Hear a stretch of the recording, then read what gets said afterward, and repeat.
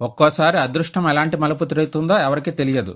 చెత్తలో దొరికిన పాస్బుక్ ఒక వ్యక్తిని రాత్రికి రాత్రే కోటీశ్వరం చేసేసింది.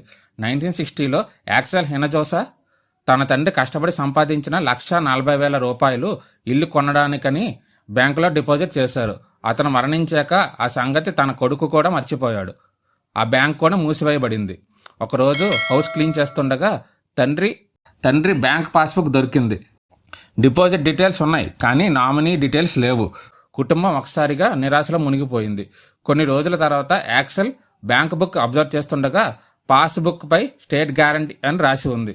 దాని అర్థం ఏమిటంటే బ్యాంక్ దివాలా తీసినా లేదా బ్యాంక్ మూసేసినా ఆ డబ్బుని ప్రభుత్వం చెల్లిస్తుంది.